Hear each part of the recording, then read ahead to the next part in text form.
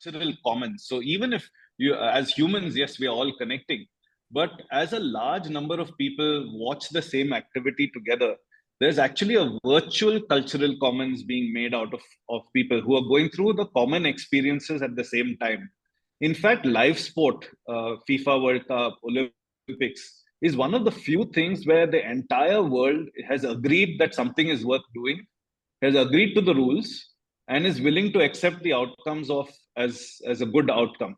And two, there are missing rungs of the ladder itself.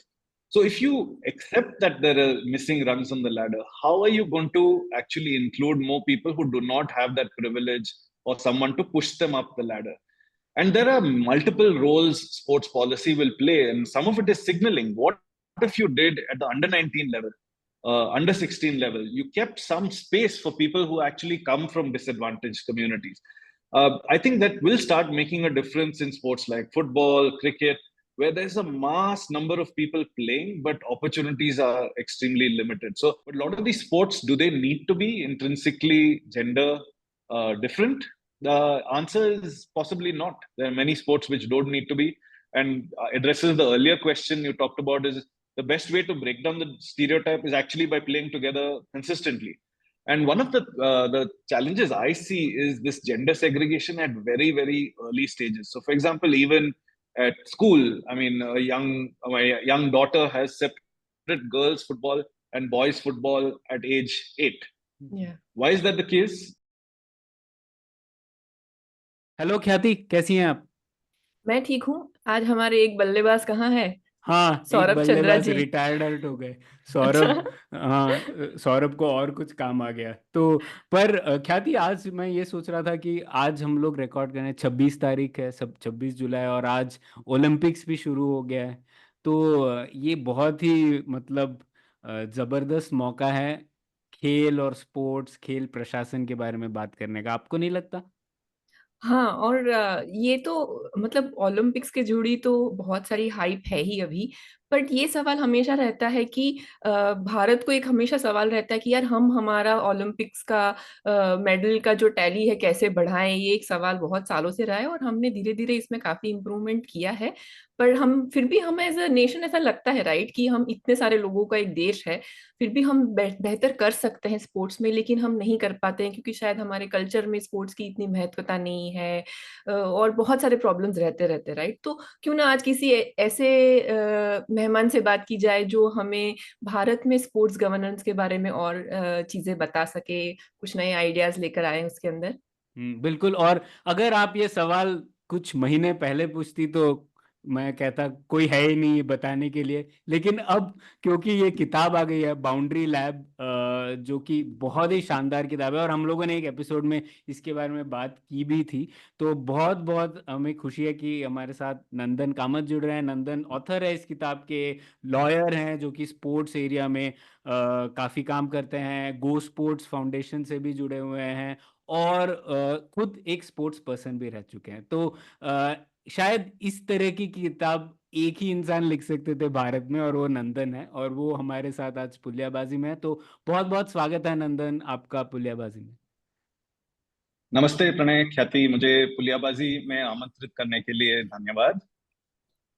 बिल्कुल। तो नंदन, पहले तो मैं आपको तहे दिल से शुक्रिया अदा करता हूँ कि ये किताब बहुत अच्छी है, और मतलब ये स्पोर्ट्स एक ऐसा विषय है जिसमें शायद कई लोगों को इंटरेस्ट तो रहता है, लेकिन हम लोग सतही तौर पर उसे देखते हैं कि एक गेम देख लिया, इस बार इंडिया जीता है नहीं, उसी लेवल पे। लेकिन आपने जिस तरीके से इस किताब में मतलब दार्शनिक तौर पे, फिलोसॉफिकल तौर पे स्पोर्ट्स को ट्रीटमेंट दी है, समझा है उसे डीप लेवल पे, वो शायद आपको पहले पता था लेकिन आपने हमारे साथ शेयर की है सब चीज़ें, उसके लिए बहुत बहुत कॉन्ग्रेचुलेशंस, और बहुत ही मज़ेदार किताब है।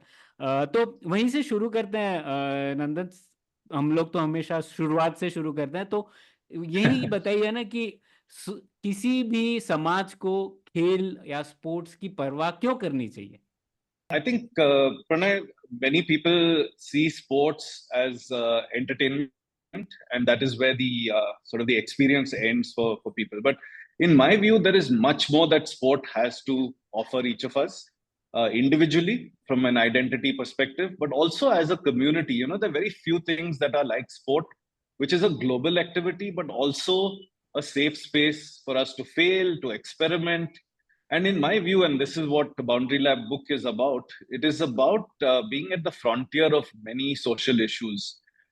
We use sport to actually test our human boundaries, how far we can jump, how fast we can run, how far we can throw. But actually, there are many other boundaries within our society, which actually sports helps us to draw the lines on, find the boundaries, push new boundaries, and actually moderate many of the sort of most important contemporary battles of our time. And I feel sport plays that very important role. Very often we ignore and do not necessarily give it its place. Sport also gives us so much back. It could be health, it could be community building, it could be safe spaces to fail. And my belief is that sport that gives us so much, we actually owe it something back to actually take care of it like the public domain that it is. नंदन, हम और discussion पे जाए उससे पहले मैं थोड़ा सा जानना चाहती थी कि आपने इस किताब का जो कंसेप्चुअलाइजेशन कैसे किया, कि इस, क्योंकि अगर आप मुझे कहें कि स्पोर्ट्स के बारे में किताब है तो मैं सोचूंगी कि ठीक है, स्पोर्ट्स की हिस्ट्री, ज्योग्राफी क्या हुआ वगैरह के बारे में होगा, राइट? बट आपने बहुत सारे फिलोसॉफिकल क्वेश्चंस को एक तरीके से उसके ऊपर लेंस लगाने के लिए आपने स्पोर्ट्स एक मीडियम की तरह यूज किया है, राइट? तो ये विचार कहाँ से आया? क्या क्योंकि आप खुद एक लॉयर भी है और स्पोर्ट्समैन रह चुके हैं, तो शायद इन दोनों के इंटरसेक्शन पे आपको ये सारे सवाल आ रहे थे, तो थोड़ा सा उसके बारे में और बताएंगे? थैंक्स ख्याति। ये थोड़ा सा प्रोफेशनल ऑटोबायोग्राफी है। तो I mean, I've had a wide variety of experiences in sport. मैं कभी भी स्पोर्ट्स के बारे में सोचता हूँ, खेलता हूँ, very immersed in sports. So like a lot of these ideas keep coming in my mind. I want to explore them, to understand them better. And for me, my language is sport. So all of these curiosities, I'm a generally curious person. I like to think about how different things interrelate to each other. And sport is my lens. So any issue that comes up, I try and think like a sports person. I try and have to organize some selection or admission. I think, okay, let's set it up like a competition. So my lens, you can call it my tinted spectacles, is sport. So I see everything. But the book is actually sport as language to tell a much larger story of governance, of the private and public domains, and what I feel each of our opportunity is to contribute in the public domain as individuals. So sport is for me just allegory in this. Sport is a playground. It's a playground I have participated in and I feel comfortable talking about. But to me, the themes are much more universal, and universal is the word I would use for sport as well. And I just found it as a wonderful outlet to talk about, but think about, and then eventually write about a lot of these issues which are quite important and dear to me. और क्योंकि sports के माध्यम से कहा गया, तो मुझे लगता है बाकी लोगों को भी ना ये सारे सवाल बहुत रिलेटेबल लगेंगे। जिस तरह से आपने उनको अप्रोच किया, आई थिंक वो उनको समझ में बहुत बेहतर तरीके से आएंगे, क्योंकि वो एक एब्स्ट्रैक्ट ना रहते हुए आपने उनको एग्जांपल्स के साथ ट्रीट किया है। Yeah, Khyati. So, I mean, sport is that. It actually gives us an experience of all the aspects of life. And what I found very unique in this quest, I mean, the Boundary Lab was not a title I started with. I had many other titles. It was Mirror, Window, Catalyst was one of the titles, which is, I found that sport is a wonderful mirror. It shows us our identity, shows us who we are. It shows us, it's a window which opens out our world for us, but also allows the world to look back at us. And also it's a catalyst for change. But actually the theme that came through the strongest is that sport actually for me is like a laboratory where we are testing constantly new things before they become very significant in our public domain, in our social conversations, in our lives. And there is a specific aspect of sport which makes it happen like this, because sport is actually one of the few remaining entirely global activities. So whether we play in Buenos Aires, Mumbai, Delhi, Melbourne, we are actually playing as part of one large sports pyramid. So Olympics are starting today, but many tournaments have been held over the years to actually get the, I think 11,000 people who are going to participate at the Olympics. So there have been domestic competition, local competition, state competition, national competition, international competitions, and the best have qualified. So what we have, which is unique, maybe the only thing that compares is the internet, where it's one global open system. We have the same rules for everyone in the whole world. When you have the same rules for everyone, there's a unique twist to this, because anything unique that comes up anywhere in the world, the rules of sport have to actually deal with it and find some resolution for it and apply the same rules again to the whole world. So, for example, let's say Caster Semenya comes in South Africa, who challenges the gender norms of who is male, who is female, the binary. It is not that there is a Caster Semenya in every single competition everywhere in the world, but the competition rules now have to be made uniform. So when new issues emerge, whether it's that, whether women can be forced to wear the hijab in a competition, whether they have the right to wear the hijab in a competition, these are all issues that come into our public domain, but have been dealt with at some point in sport already. Because sport actually becomes the flashpoint and is on the frontier of all these issues, having to actually deal with them before they become common issues. So there I found that sport plays this laboratory role in a very unique way that very few other activities are there, and all the pushes, pulls, there is no one right answer, and that's the beauty of sport. There's a constant dynamism in sport, and there are many pulls and pushes, which I'd love to talk about as well. बहुत शानदार। तो हाँ, मतलब काफी गहरा अध्ययन आपकी तपस्या का सार है इस किताब में। तो मैं उसी चीजों को थोड़ा और बेहतर समझना चाहता था नंदन। जैसे सबसे पहले आपको लगता है क्या कि स्पोर्ट्स थोड़ा एक एवोल्यूशनरी नेसेसिटी है क्या किसी सोसाइटी के लिए? जैसे हम लोग कुछ लोग अक्सर ऐसे बोलते हैं जैसे कि दो देश पहले झगड़ रहे होते हैं, तो क्यों झगड़ना है, झगड़ो मत, उससे अच्छा आप फुटबॉल का मैच खेल लो, और फिर आपको ऐसी फीलिंग भी आ जाएगी कि मैंने उस देश को बीट कर दिया, मात दे दी। लेकिन एक्चुअल में हम लोग लड़ाई झगड़ा नहीं कर रहे हैं, हम लोग एक स्पोर्ट्स की तरह उसे रिजॉल्व कर रहे हैं। तो ऐसा अक्सर लोग कहते हैं कि स्पोर्ट्स का एक ये फायदा होता है, इंस्ट्रूमेंटल तौर पे देख रहे हैं हम लोग, लेकिन तो आपको लगता है इसमें कुछ सच्चाई है, या आपको लगता है ये इम्पोर्टेंट नहीं है? No, I think Pranay, it's a very important critique of sport, and this term "bread and circuses" is very well known, which is essentially it's something to distract people. It's some sort of seen as something that is just on the side. You keep people occupied, entertained, and excited. All the nationalism comes out. They actually do not focus on the important things of the day. So India wins the World Cup, you don't look at what's happening in the city that you're celebrating in. So there is a critique of that, of sport being a sort of an activity that is used to distract, to keep people occupied, and is actually not mainstream and significant. But I mean, the book is actually about a counter narrative to that, which is sport is part of life, and it deals with many of the challenging aspects of being alive. It pushes us to new places.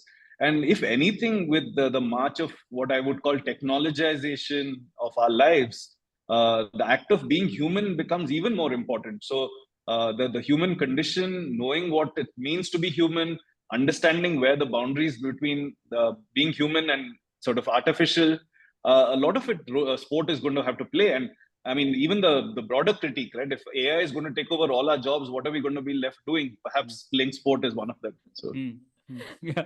सही बात है। हाँ, मैं इस तरीके से सोच रहा था, मेरे लिए तो एक क्रिटिक नहीं है, मैं ये इस तरीके से सोच रहा था कि नेशनलिज्म भी एक ह्यूमन नेसेसिटी है। हमें एक बड़े ग्रुप का हिस्सा होने की जरूरत है, हमें एक एवोल्यूशनरी नेसेसिटी है। हम लोग एक अस ढूंढते रहते हैं, हम कौन है, हम लोग कौन है, और उसमें एक तरीका है हम लोग बनने का, आप जाके झगड़ो किसी दूसरे देश से, और एक तरीका है कि आप झगड़ो नहीं, मतलब आप एक कंट्रोल्ड एनवायरनमेंट में, अगर आप स्पोर्ट्स में भी आप एनकरेज कर रहे हो कि अपने देश के लोग और बेहतर परफॉर्म कर सके, तो उस तरीके से मुझे तो थोड़ा सकारात्मक पॉजिटिव इम्पैक्ट लग रहा है। No, it's a completely fair point, Pranay. So the human desire to compete, but also the human desire to be part of a tribe. I think sport feeds both of those in many ways. So one, it gives you the opportunity to do that, but it also gives you feedback. So I think tribalism can be of different sorts. Yes, at the Olympics, you're following all of your national athletes. You want Indian athletes to win. because they're actually closer to home, right? So you're saying someone like me, someone part of my tribe has won, and I feel good about that because it means I could have done it too. They're playing on my behalf. It's just that I'm lazy and sitting on my couch and watching movies. But if I had the chance, I have the genetic makeup and the origins to be a great athlete because someone won at the Olympics. I could have won too. So that reflecting glory is there. But something like the Olympics is actually even bigger. So what is it to be human? So the tribe of being human, I think we actually use it to connect with our being, to understand. We have still not found how fast we can run. We found the person who has run the fastest, but we have not found the end of the road on any of these activities, right? So with the combination of the human, the scientific methods that are going in, nutrition, training, we have not found the ultimate human. And the quest for the ultimate human who can run the fastest is still on, and actually sport is our vehicle to get us there, and I think that's the beauty of it. So whether or not Indian athletes win, there is a connection for all of us, which is both feeding the tribalism of just the human species, but also that competitive spirit of imagine what we could all be capable of even if we're not doing it ourselves. So that notion of exploration, and it also fits into that concept of a lab, right? You do not go into a lab knowing the outcome of your experiment. A lot of experiments have unknown outcomes, and you're putting a laboratory together to actually go in search of the truth, not necessarily to confirm things that you already know. बिल्कुल मैं actually Pranay जो कह रहे हैं ना उससे थोड़ी opposite बात भी कह सकती हूँ कि एक्चुअली जैसे कि ओलंपिक जैसा एक इवेंट जो पूरी दुनिया के लोगों को एक साथ लेकर आता है, जब हम आप एक टॉप गोल्ड मेडलिस्ट को देखते हैं या सिल्वर मेडलिस्ट को देखते हैं, चाहे वो हमारे देश का ना भी हो, पर वो जो परस्यूट ऑफ एक्सेलेंस है वो आप दूसरे की इंसान में देख रहे हो, वो शायद हमसे बहुत अलग होगा, फिर भी हम उसके लिए चीयर करेंगे, राइट? तो वो आई थिंक वो शायद हमारी ह्यूमैनिटी को ट्रांसेंड करने की कैपेसिटी है स्पोर्ट्स में, राइट? जिसमें आप कभी कभी आप ये भी कह सकते हो कि ये हमारा दुश्मन देश का है, बट अगर वो एक अच्छा स्पोर्ट्स प्लेयर है तो फिर भी हम उसकी एक्सेलेंस को हम उसको एक्नॉलेज करेंगे। तो आई थिंक इसमें काफी लेयर्स है इस तरह से देखने में। और No, आर्सेनल absolutely, जीतता है तो लोग बावले हो जाते हैं, तो वो भी एक चीज ही है yeah. हाँ Arsenal, Manchester United, and people say that we won. So you don't even have to be someone like them. You just have to buy that T-shirt. So Yes. no, I think there are certainly elements of that which make sport special, but also what is commonly now in academic writing around sport known as the cultural commons. So even if you, as humans, yes, we are all connecting, but as a large number of people watch the same activity together, there's actually a virtual cultural commons being made out of people who are going through the common experiences at the same time.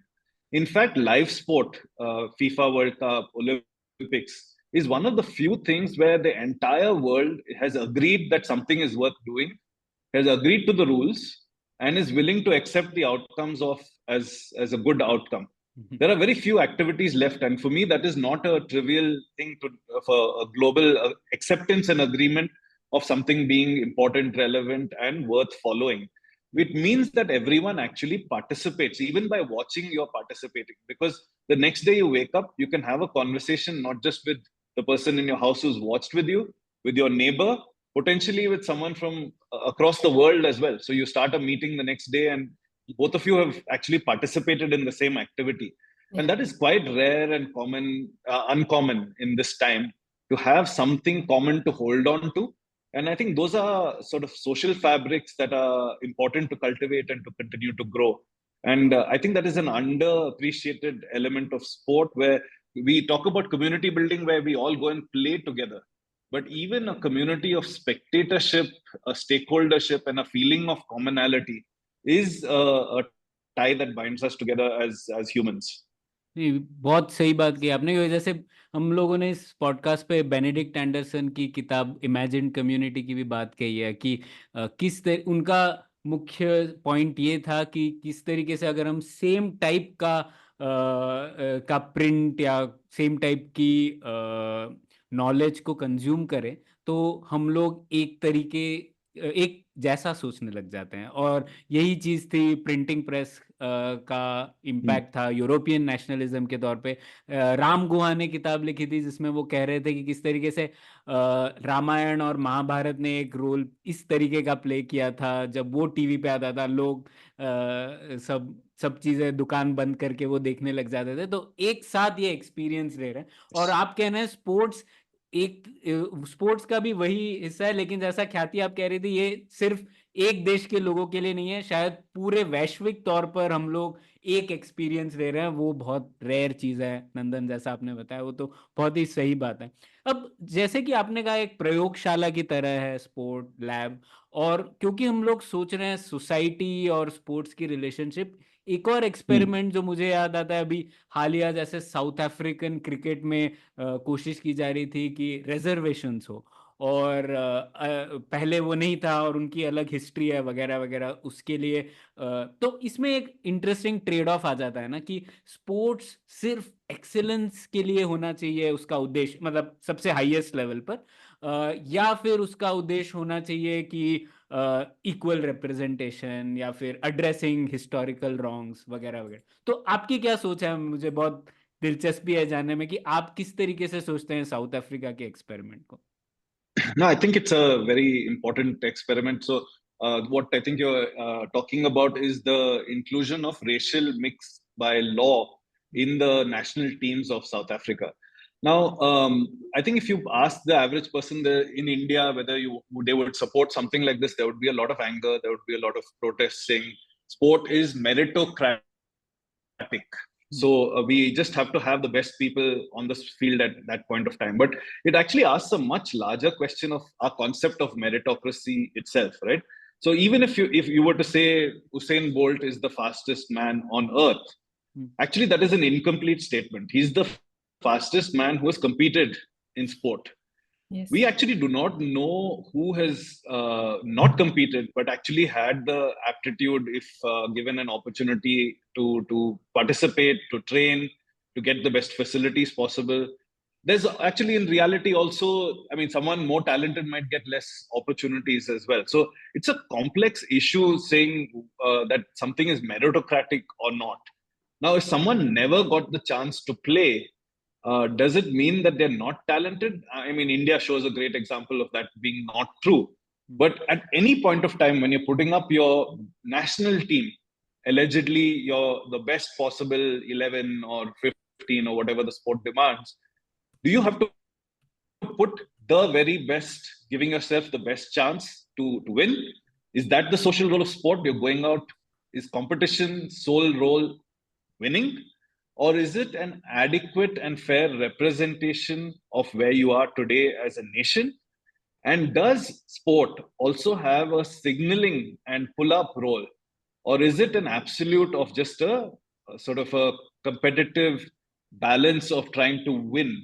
And there is no right answer to this. I mean, I would say we have to start moving the needle, not necessarily at the national teams, but certainly at junior levels, and making sure and making, in some sense, sports bodies responsible for broad-basing sport and increasing access. Now, the national team is an unusual place to start experimenting as much as it has a signaling role. Because I do think at the end of the day, the national teams are out there to win. And the primary role is to do your best. And if you can win, we have seen the type of joy and downflow, the consequences of victory that it can have on the sport development of sport. We've had our moments in cricket. We've had now some Olympic moments as well. So winning is extremely important for a sports ecosystem to develop and grow. And we've seen the consequences of India starting to win. But at the same time, we cannot ignore the fact that it is not an equal access activity. And in fact, I mean, there's an analogy a lot of people use that sport in India requires pathways. In any country, it requires pathways. You start sport, you have to be able to progress from one step to the other. But what we have is a broken ladder. So you can start playing sport near your house, you can start playing maybe in your school, but you want to go 3-4 steps up the ladder, suddenly you find a lot of the rungs are missing. So how do you get up those rungs? In many cases, you need some amount of luck, you may need some privilege, some someone backs you, takes you and pushes you up. You jump 2 rungs of the ladder, then you need some other help at some other point of time. So there is the system of taking someone through the rungs of the ladder is one missing, and two, there are missing rungs of the ladder itself. So if you accept that there are missing rungs on the ladder, how are you going to actually include more people who do not have that privilege or someone to push them up the ladder? And there are multiple roles sports policy will play, and some of it is signaling. What if you did at the under 19 level, under 16 level, you kept some space for people who actually come from disadvantaged communities? I think that will start making a difference in sports like football, cricket, where there's a mass number of people playing, but opportunities are extremely limited. So I wouldn't say the national team is a place to experiment, but we have to start questioning our concepts of meritocracy, our concepts of privilege. And that is also an experiment we have to be bold enough to take. Now, it requires a level of sophisticated understanding and acceptance of the flaws within our own society. And that is the mirror aspect of sport, right? If we look in the mirror, if we see something we don't like, do you actually turn the mirror away or do you give it another hard look? And I think that is the tough role that sport can make us encounter, deal with. And are we brave enough to look in the mirror is the question. Yeah, that's a wonderful answer, Nandan, because it makes a lot of sense to open up more spaces for people who would not get otherwise the same privilege to get access into those teams. और उसके बाद फिर वो उनको शायद और अच्छे मौके आगे मिल सकते हैं. सो आई थिंक समथिंग दैट हम सबको शायद सोचना चाहिए. बट जैसे आपने कहा कि स्पोर्ट्स में बहुत सारे एक्सेस पे इस तरह के एक्सपेरिमेंट्स हो रहे हैं और बहुत सारे एक्सेस पे एक्सेस का भी अलग अलग सवाल बनता रहता है, राइट?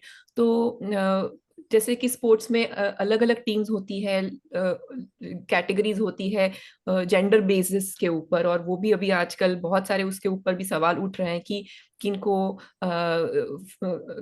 क्या ट्रांसजेंडर एथलीट्स को फीमेल कैटेगरी में खेलने का मौका मिलना चाहिए कि नहीं मिलना चाहिए, एक बहुत ही बड़ा सवाल हो गया है. तो ये सेग्रीगेशन पे आपकी एक किताब में जो मुझे एक किस्सा लिखा हुआ है जो मुझे बहुत ही अच्छा लगा, और मुझे पता नहीं था, मैं श्रोताओं के लिए थोड़ा सा बता देती हूँ. तो एक एक्सपेरिमेंट हुआ था जिसमें फीमेल और मेल प्लेयर्स को चेस खेलने को कहा गया था. ये एक ऑनलाइन टूर्नामेंट थी, तो फीमेल प्लेयर्स को पता नहीं था. उसमें एक सेट ऑफ फीमेल प्लेयर्स को बताया गया था कि वो मेल प्लेयर्स के साथ खेल रही है, और एक सेट ऑफ फीमेल प्लेयर्स को नहीं बताया गया था कि वो मेल प्लेयर्स के साथ खेल रही है. उनको गलत बताया गया था कि वो एक्चुअली फीमेल्स के साथ खेल रही है, जबकि वो खेल रही थी मेल्स के साथ ही. और बहुत ही इंटरेस्टिंग इसका एक आउटकम आता है कि ऐसा पाया गया कि जहाँ पे औरतों को पता था कि वो एक मेल पार्टिसिपेंट के साथ खेल रही है, वहाँ उनका परफॉर्मेंस 50% से डिक्लाइन होता है. तो ये तो मुझे बहुत ही चौंकाने वाला लगा, क्योंकि हम खास करके चेस को एक ऐसा स्पोर्ट मानते हैं जो एक मेंटल स्पोर्ट है, जिसमें फिजिकल आपकी फिजिक का कोई इसमें खेल नहीं है. तो मैं ऐसा सोचूंगी कि कोई ही डिफरेंट नहीं होगा, लेकिन एक तरीके से सोसाइटल हमारे ऊपर जो एक डिफरेंशिएशन हमारी सोसाइटी के अंदर है, वो हम सब ने अब्सॉर्ब किया होता है, और कहीं ना कहीं उसका एक इम्पैक्ट आता है इस चीज पे. पर मेरा पॉइंट ऑफ व्यू थोड़ा सा अलग था. मुझे ये भी लगा कि अगर ये इतना साइकोलॉजिकल चीज है तो शायद हमें और औरतों और मर्दों को साथ में खिलवाना चाहिए, ताकि एक पॉइंट के बाद वो यूज टू हो जाए, और वो धीरे धीरे वो साइकोलॉजिकल जो भी उनके ऊपर प्रेशर है वो शायद और कम हो जाए. ये भी एक देखने का तरीका है. हालांकि और भी रीजंस है, तो थोड़ा सा आप इस पे और बताएंगे तो अच्छा रहेगा. Yeah, no, I think it's a wonderful question. And see, the way competitions in sport are set up, there are multiple different elements that go into it. So one, you want the band of people playing to be sort of common, so that they're competing on equal terms, but not so common as to not have diversity. So you want people to believe that they have a chance to win as well. So finding the right band, and many sports are defined very differently, but the most common classification is male and female. In the Olympics, there are only two sports, equestrian and sailing, which are both gender neutral. So both the genders play for the same medal, but all the other sports are segregated. Some might be segregated even by weight category. Like boxing and wrestling. But for example, swimming and high jump, they're not segregated by height.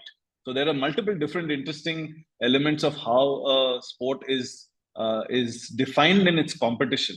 But the और most interesting, नंदन, yeah, उसमें एक मैं आपको interrupt करना चाहता हूँ क्योंकि आपकी किताब से ही मुझे पता पड़ा कुछ ऐसे फिजिकल स्पोर्ट्स भी है जिसमें women have a edge over women, जैसे आर्चरी आपने over लिखा men. है, लॉन्ग डिस्टेंस स्विमिंग। तो कई बार शायद हमारे श्रोताओं को भी पता नहीं हुआ, मुझे So तो नहीं पता था। So, I mean, historically, for example, the shooting 10 meters air rifle, women have had actually higher scores, long distance swimming. So, open water swimming, the women's physique is much better set up for long, open water swimming. So, there have been multiple. I mean, at one point, even in the Olympics, I think it was shotgun or one of the shooting events, they opened up and gender neutral, and a woman won the gold medal. But they flipped the next event onwards, they made it men and women. So maybe तो men don't like to lose to women as well. So that is one of the elements चल that, गई किसी की, and actually even in this study, right? So what Kathy is talking about is a study that was done with women chess players. One of the things they found was that women are very scared to lose, to beat men because of the anger that might come back. I know it sounds a little bit absurd, but that was in the study. So there is what is called a stereotype threat. And that is what the women felt, where their performance dropped the minute they knew they were playing against men. And they were actually playing against men in the other 50%, but they thought they were playing against women. And it was all online. It was, so you didn't actually know what the truth was. But the amazing thing is that women self exclude from certain situations of being commanding, being victorious, because of the type of social milieu that we live in, and that you can expand that to any type of exclusion across. And it goes back to the question Pranay asked earlier as well, right? So if someone has been excluded from play and sport early on in their life, do they ever feel like they can belong and to perform at high levels? And I think elite sport in India has shown that not everyone comes from a big city and wins. We've seen a wide variety.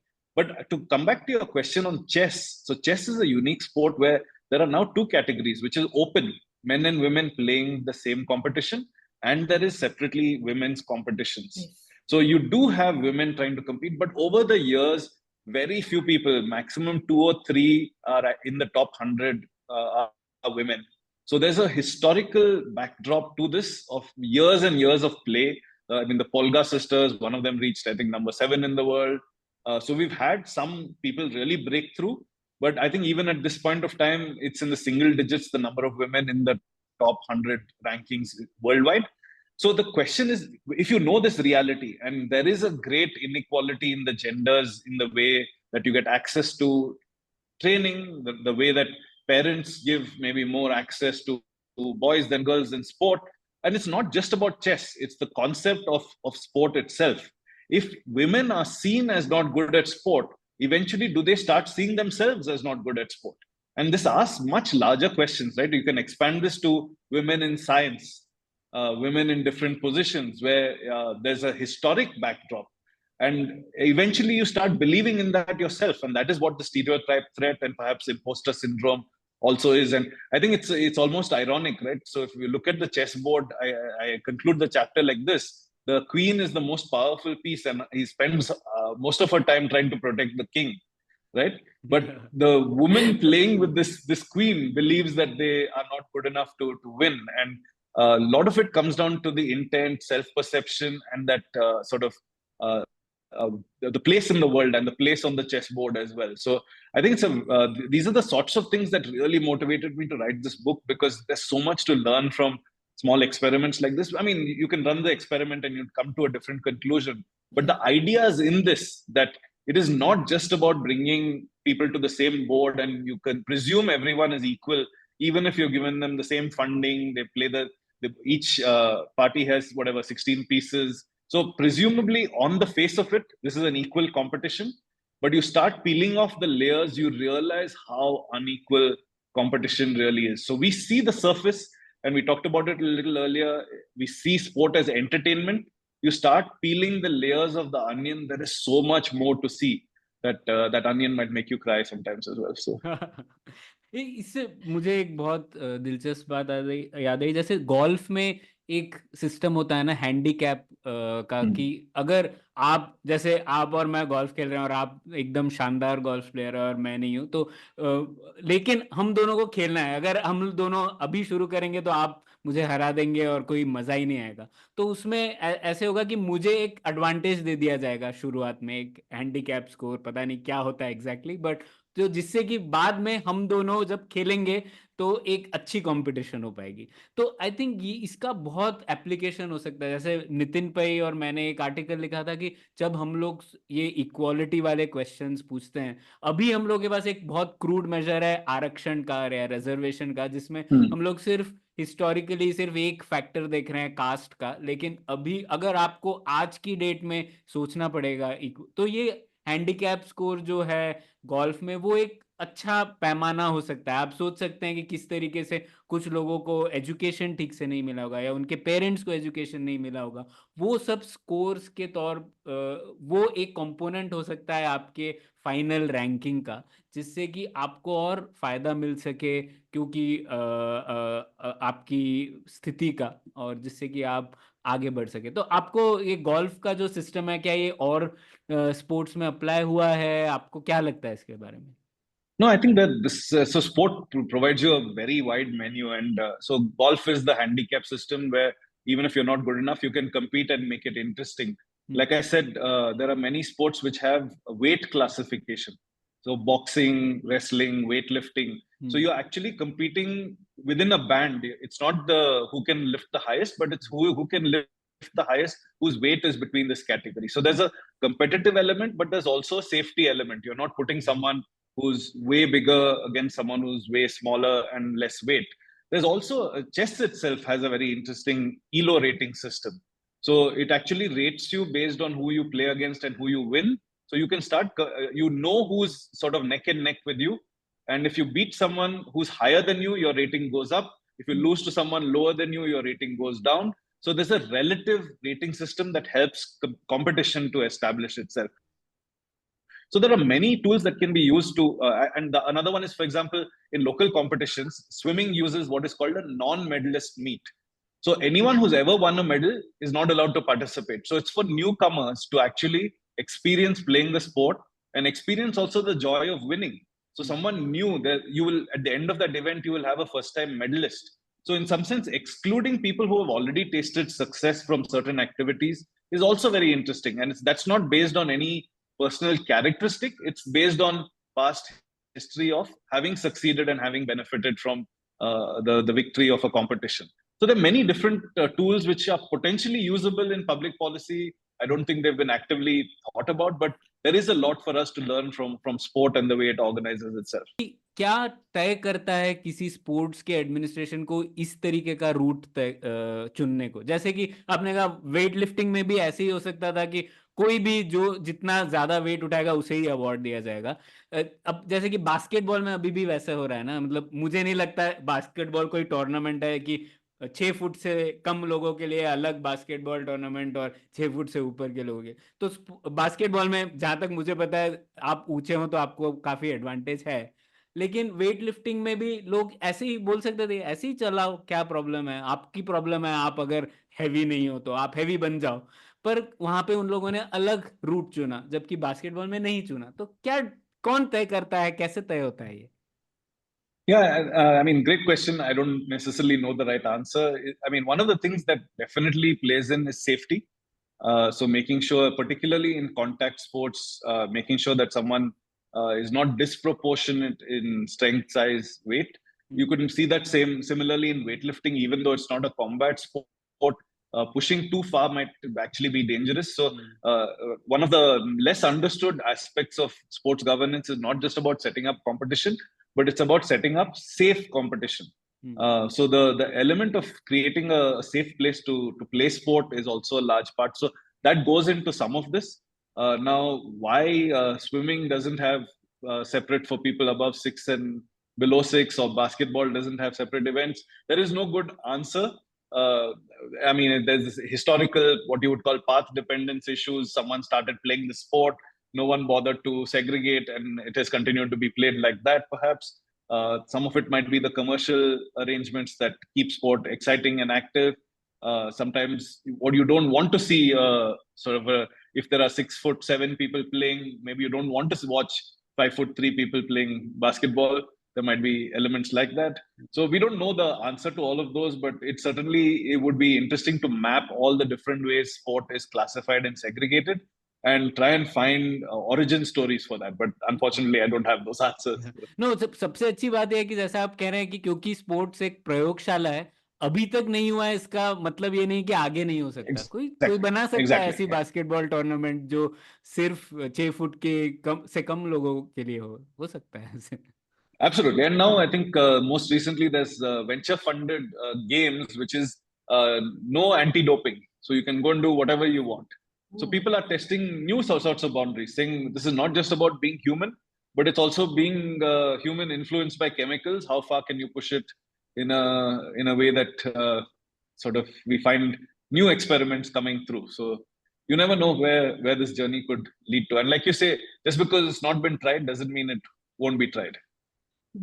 मैं इस पे एक point जोड़ना चाहती थी। अभी मैं recently Olympics की वजह से समहाउ मेरी टाइमलाइन पे बहुत ज्यादा ओलंपिक्स के जिम्नास्टिक्स वीडियो आ गए थे, तो I was just watching them with fascination कि इसकी हिस्ट्री कैसे बदली हुई है। तो अपेरेंटली जैसे जैसे रूल्स बदले गए हैं जिम्नास्टिक्स के रिलेटेड, वैसे the form of gymnastics that gets presented वो भी बदल चुका है। तो देयर वाज वन पीरियड जहाँ पे बहुत ही सिंपल एंड फ्लूइड मूवमेंट्स थे, एंड देन पीपल उन लोगों ने और ज्यादा मुश्किल मूवमेंट्स करना शुरू कर दिया। फिर जब 70s का एक समय आया जहाँ पे जब वो नादिया कोमेंची और कोमानेची वगैरह जो परफेक्ट 10 जीती थी, तो उस समय पे कुछ जो मूव्स हो रहे थे वो इतने मतलब वो इतने थोड़े खतरनाक थे और लड़कियों की सेहत के एंगल से, तो जिनको फिर बाद में बैन कर दिया गया। उसके बाद फिर उस एंगल से बहुत सारे चेंजेस किए। तो आज अगर आप देखोगे तो एक अलग ही सेट ऑफ मूवमेंट्स आपको दिखाई देते हैं जिम्नास्टिक्स में वर्सेस जो आपको 70s में दिखाई देते हैं। तो जैसे इंसेंटिव बदलते हैं उस गेम में, तो उसका फॉर्म भी बदल सकता है। जैसे आपने कहा कि लाइव एक्सपेरिमेंट है जो हम देख सकते हैं। मुझे एक सवाल आया था आपकी सेग्रीगेटेड चैप्टर में से कि क्या हम सोच सकते हैं कि एक mixed men's and women's mixed cricket tournament हो सके। ये एक पॉसिबल होना चाहिए क्योंकि एक तरीके से क्रिकेट काफी स्किल का भी गेम है, सिर्फ ब्रूट फोर्स का गेम नहीं है। तो बहुत सारे इतने एथलेटिक हमारे शुरू के जो क्रिकेटर्स थे वो तो कोई इतने ज्यादा एथलेटिक नहीं होते थे, मतलब उसकी एक वहां तक हम आलोचना करते थे, लेकिन एक स्किल और दोनों का कॉम्बिनेशन है। तो एक टीम में ऐसा सोच सकते हैं कि एक सेट ऑफ प्लेयर्स मेल हो और कुछ सेट ऑफ प्लेयर्स फीमेल हो। एक इंटरेस्टिंग डायनामिक बन सकता है अगर किसी को ट्राई करना है। आपको क्या लगता है इसके बारे में? It's a lovely idea, and actually I'm a strong advocate of that. I mean, we've seen this Olympics is the first Olympics. There's going to be equal men and women. I think it's 5,500 men, 5,500 women. So absolutely equal in competition. Last two Olympics, they've also brought in new events. So for example, mixed team shooting. So best male shooter and best female shooter become a doubles team. There's obviously in tennis, in badminton, many mixed sport teams. We do not have really where in 11 there's mix of whatever 6 and 5 or some number. Sport has not taken that step yet at international level. I do hope that at some point we will bridge that, because I feel like eventually we will have to overcome this gender binary in some way, shape or form. We're already heavily challenged by all of the transgender rules on people transitioning from male to female and whether they are allowed to participate. We are going to have to degender lots of sports. So the way it has happened so far is that you had men's sport. The first Olympics, women didn't even participate, and then they were encouraged to Olympics even had some literature writing and all of those things. So women fit into men's sport. So actually space was created, and then say, okay, we are playing, we'll also create some event for you. And that's the same with cricket, right? Women's cricket has been taken off over the last 10-15 years. It is always, when you talk about cricket, it's men's cricket, and now you have women's cricket as a hyphenated version of it. But a lot of these sports, I mean, I talked about two earlier which are already mixed gender. There's no answer to some of these questions. So until you do have to segregate and until you find a good reason to segregate, why are you segregating based on gender? You're not segregating based on other elements as well.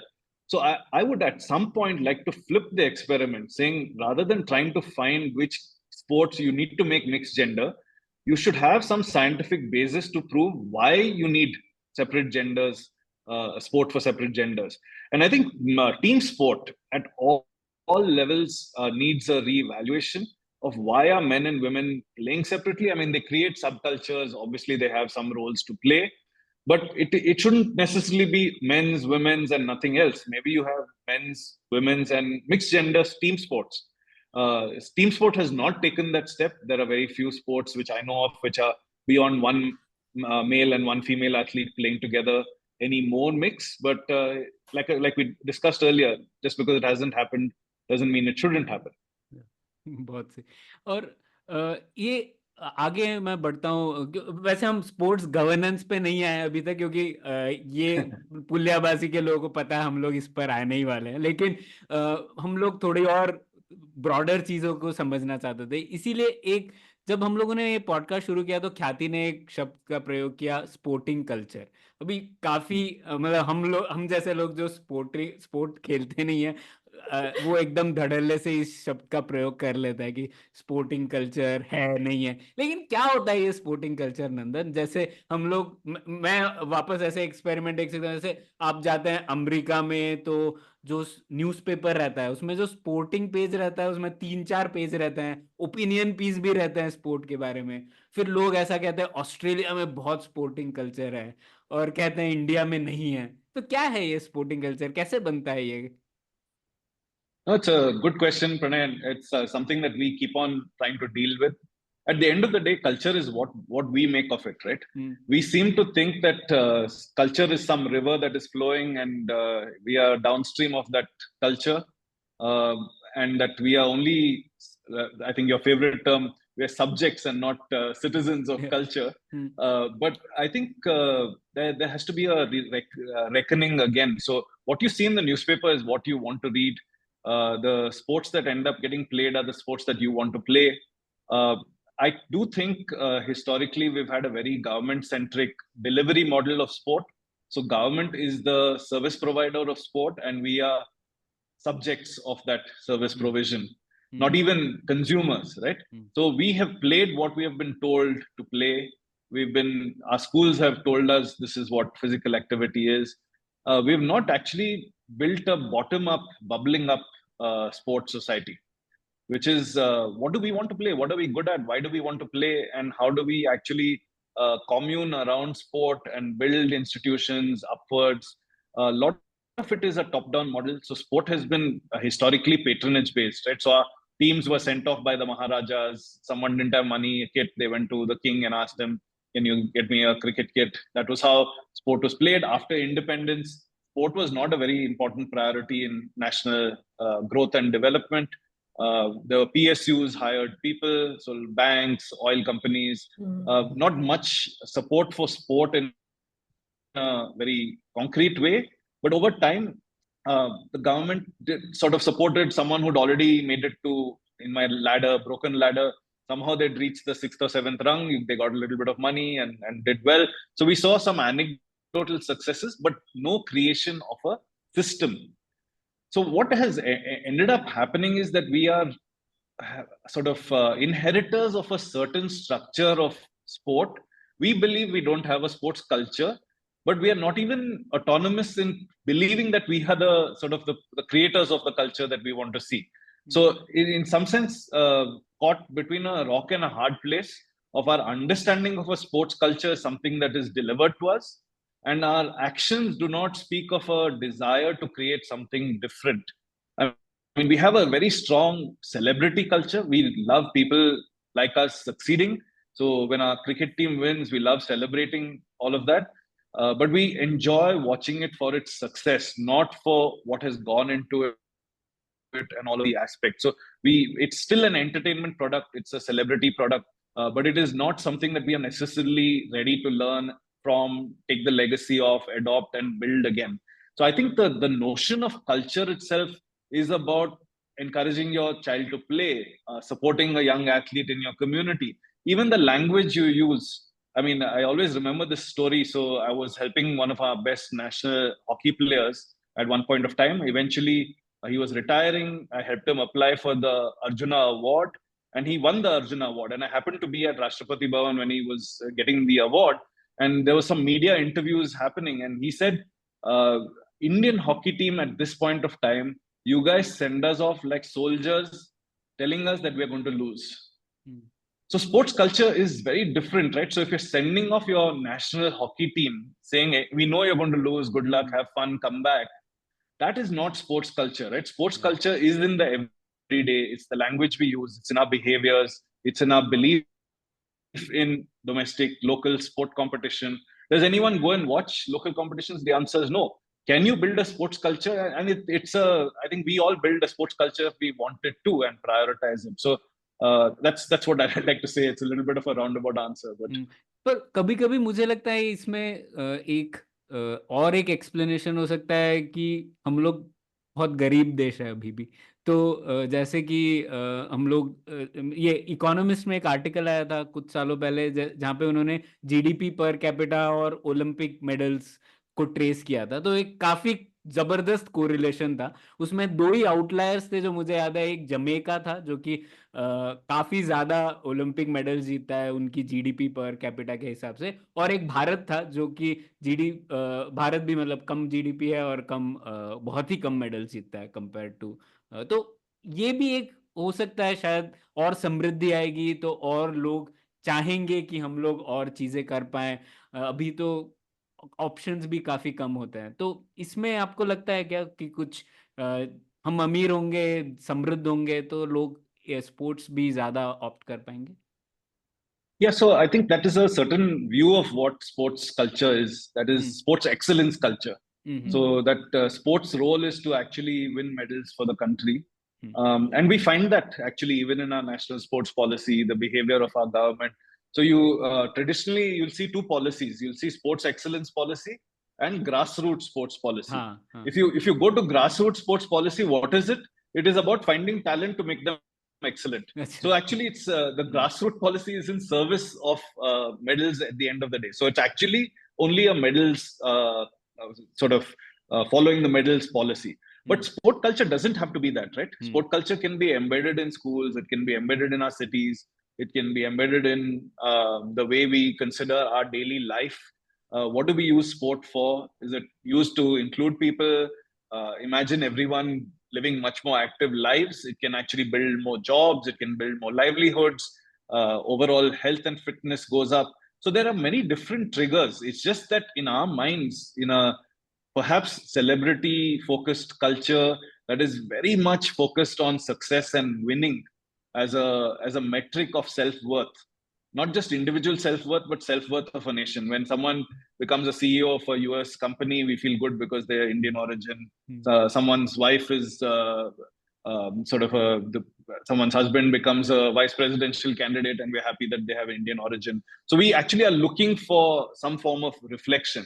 But the minute we actually see ourselves as participants, moving away from spectators of sports culture, I think the knob switches where just being active in your daily life, trying to figure out how to play sport.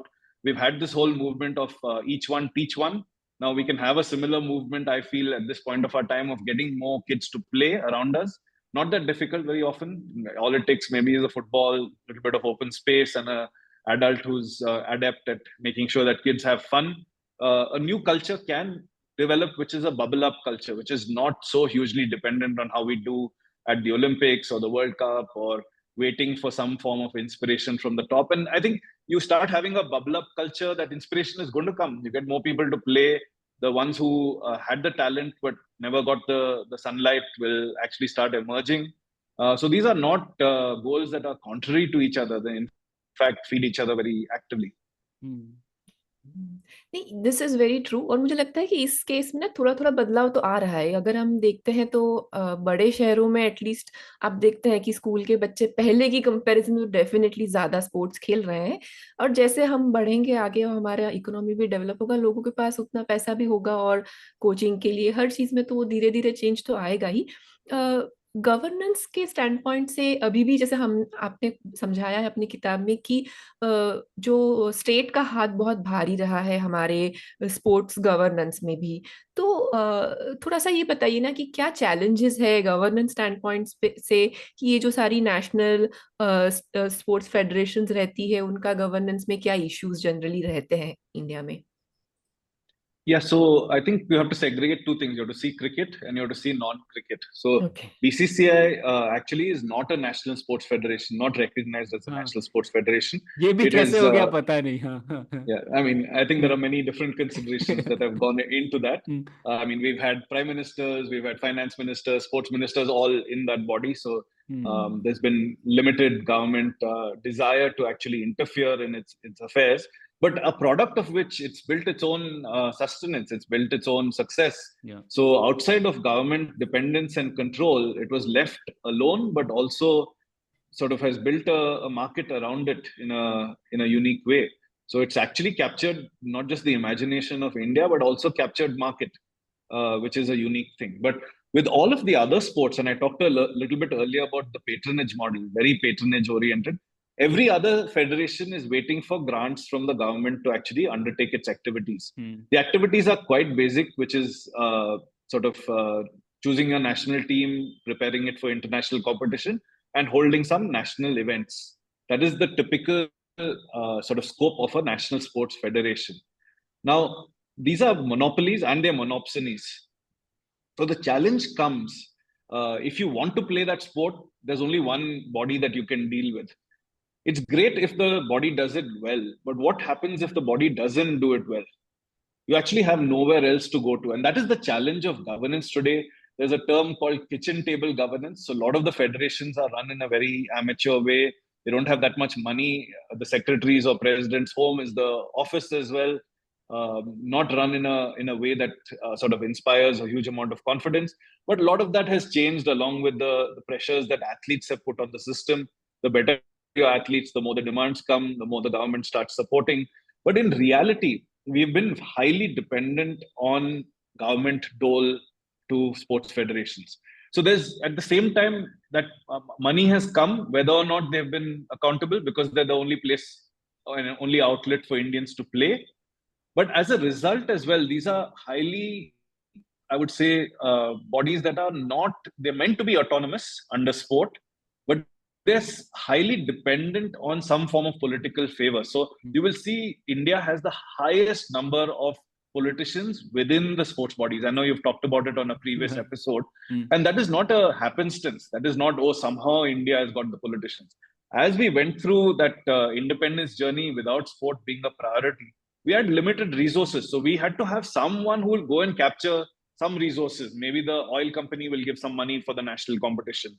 Maybe you can go and get some bank's stadium to go and play some cricket match. So just small ways of trying to navigate the system, to corner a little bit of the scarce resources, to cut the red tape, which was anyway there. When you don't have resources, the red tape in some sense goes up. So in some sense, politicians became these people who started running these bodies because that need was there to cut through a system of a limited resource thing. But as we went on, and we have not been able to keep up, and sport has become extremely dynamic. So high performance sport is now heavily, we called it technologization, but there's also been medicalization. So much around medical technology. There's been a globalization and there's been a commercialization. Has Indian sports governance kept up with all these trends? The answer is no, other than perhaps cricket. Right? So even with the commercialization of sport, if you're actually dependent on the government and all you do is sort of file your returns with the government, you're not really thinking of the opportunities of sponsorship, of broadcast rights, of building something meaningful. All of that energy has only come through private leagues. So they're pushing the sports governing bodies to do something different, but there's been no real desire to explore what you would call Bazaar and Samaj, and the connection that Bazaar and Samaj can have with the sports movement by most of the other bodies. Now the politicization of these bodies has also resulted in one more thing. The government has not been strong on these bodies. So there's a 2011 sports code which has not been updated, not been changed in years. It's 15 years without a change. Multiple efforts were there to try and bring a new code, bring laws. Many of them have actually been blocked, even at the cabinet level, because many of those people were sitting in the sports bodies. So this is what I also call this concept of regulatory capture. If you're in the body and it's an autonomous body and you're in the government, how is the government going to hold that body autonomous, body accountable? So who's left out of this whole picture is the public, right? The public, the citizen who wants to be an active stakeholder and participant in sport, not just playing. So I might want to support sport, I might want to become a sponsor, but where are my outlets? And that is where sports governance stands today as a monopoly structure, which is, you could argue, a natural monopoly. You need to have only one federation so that all the talent is playing in the same place. But at the same time, one that is not fully sort of undertaking its responsibilities in a publicly accountable manner, which means that there's a lack of competition and a lack of, you would say, lack of competition, regulation, and internal incentive to actually reform. तो ये हम लोगों ने जो पिछला episode किया था आपकी किताब के ऊपर ही किया था, तो ये आपको क्या लगता है, ये मोनोपोली और मोनोप्सनी कंपटीशन लॉ से थोड़ा मैनेज की जा सकती है कि नहीं? क्योंकि पॉलिटिशियंस तो निकलने वाले नहीं है इससे, मतलब और ऐसा सोचना भी थोड़ा मुझे गड़बड़ लगता है, क्योंकि पॉलिटिक्स तो आप और मैं वहां पे होंगे तो हम भी पॉलिटिक्स खेलेंगे, है ना? तो कि जैसे यूरोपियन यूनियन में मैं देख रहा हूँ कुछ कंपटीशन लॉ पे बदलाव आ रहा है, जैसे कि जो स्पोर्ट्स गवर्निंग बॉडी है वो टूर्नामेंट्स नहीं कंडक्ट कर सकती, या उसके, या एटलीस्ट और कोई अगर प्राइवेट टूर्नामेंट करे तो उसके ऊपर बंदिश नहीं लगा सकती। फिर दूसरा, क्योंकि आप कह रहे हैं स्पोर्ट्स एक प्रयोगशाला है, तो एटलीस्ट लोअर लेवल पे 2 टीमें हो सकती है ना, एटलीस्ट मतलब 2 बैंगलोर की टीमें होनी चाहिए, क्यों एक टीम होनी चाहिए? शायद नेशनल लेवल पे आप कह सकते हैं एक टीम। तो इस तरीके के कुछ कंपटीशन लॉ मेजर्स के बारे में आपने सोचा हो तो बताइए ना।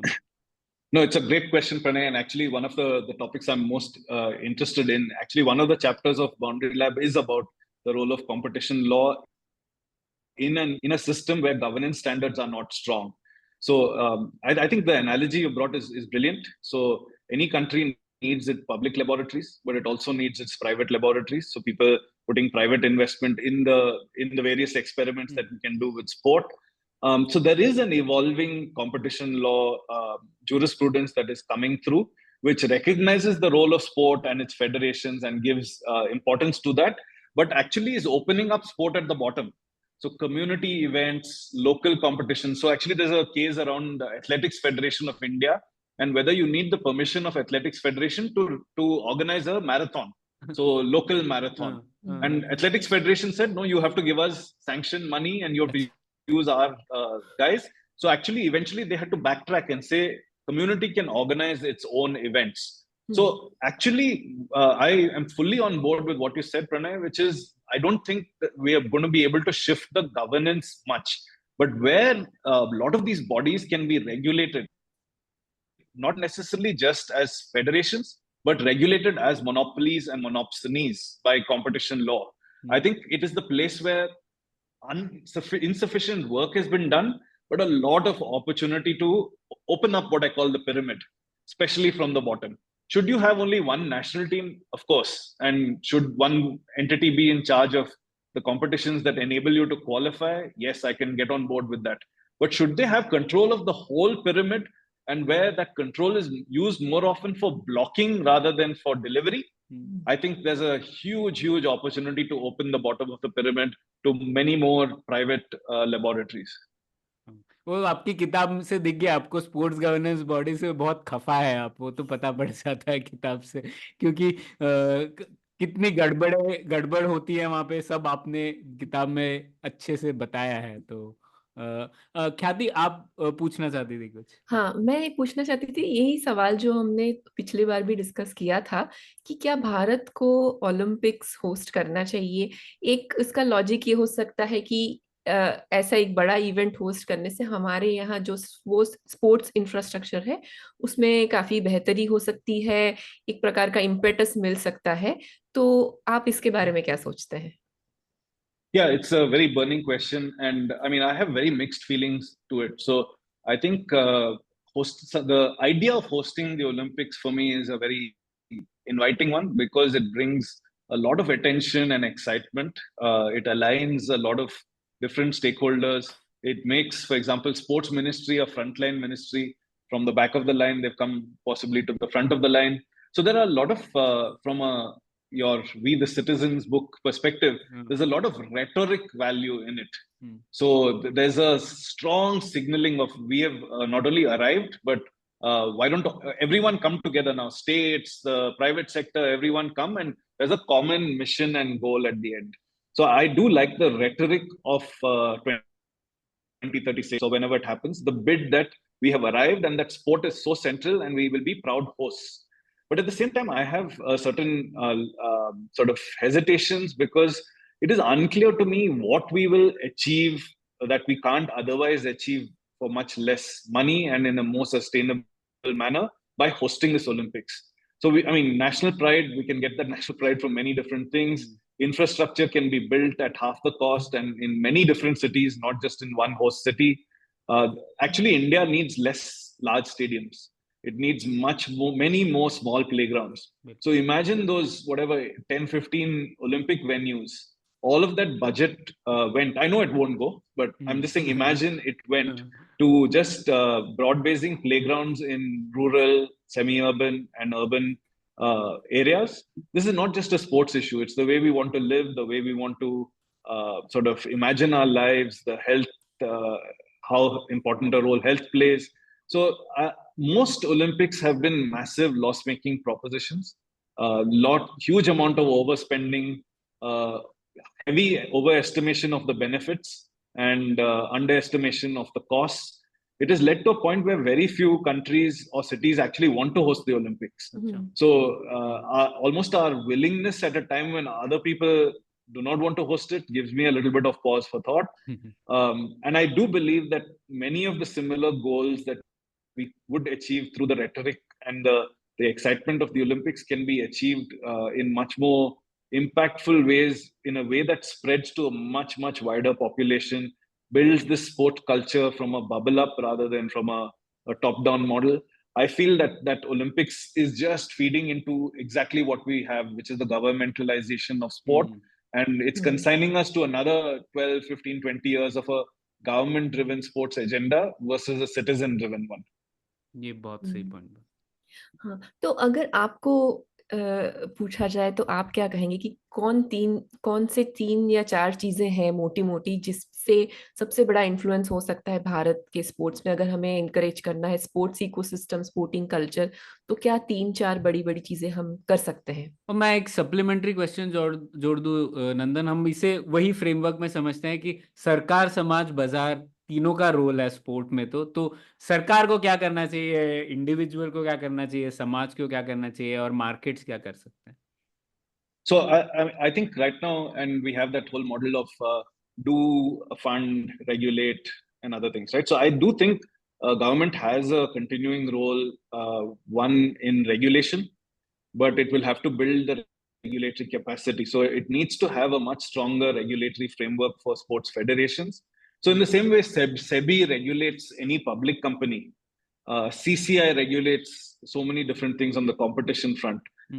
Perhaps it is time for a sports regulator, but with strong capacity. And we have so many young, smart sports lawyers, sports administrators. Actually, there are many more talented people than there are opportunities for. So is the regulatory talent there? Yes. Is the capacity there? No. I would say building regulatory capacity within the state. The state also has a role in what I would call celebration. So helping us to celebrate people who achieve, and building, in some sense, a national recognition framework. So we do these Arjuna Awards, Dronacharya Awards, and I do think there's a continued need for that. But what we celebrate can actually now become much wider. So it should actually also celebrate community sports champions, people who have got people to start. I mean, maybe got 10,000 girls to play in a small area where there was no hope. I mean, what we celebrate is also what we encourage. So I think what the government can start thinking about what it wants to celebrate.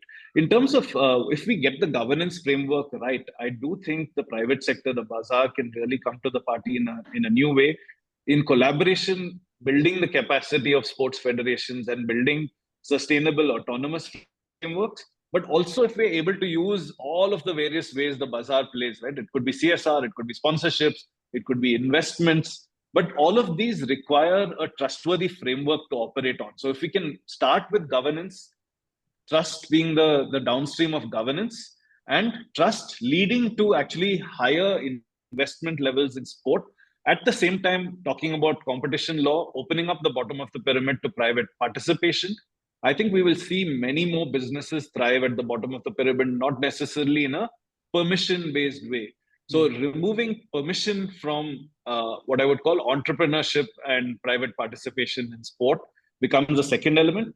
And I think third, as Samaj, I think all of us just putting some thought into what we want from our lives and the culture that we have. I think the time has come for sport.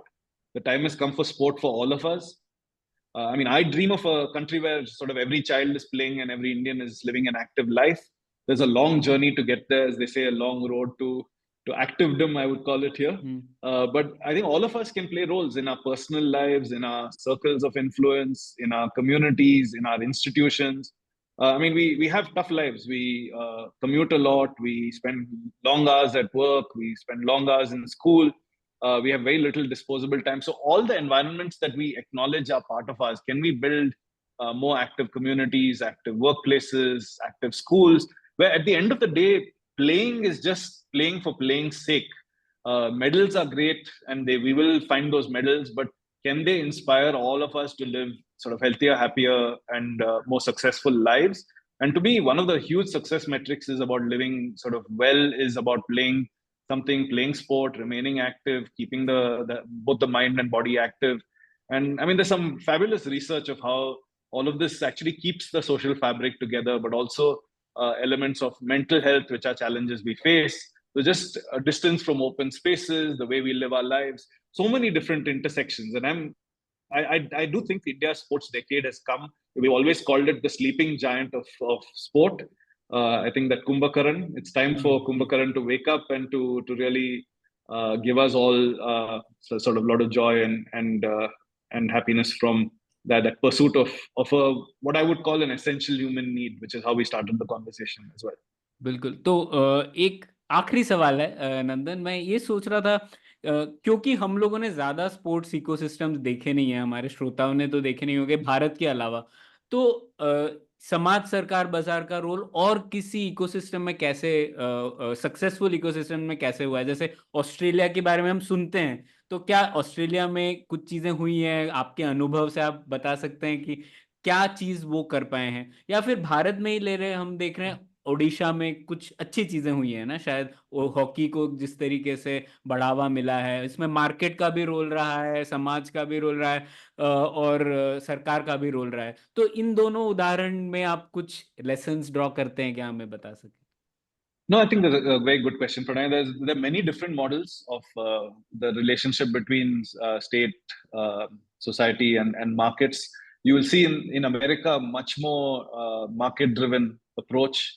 You have private leagues, you have universities, which are actually among the largest supporters of sport.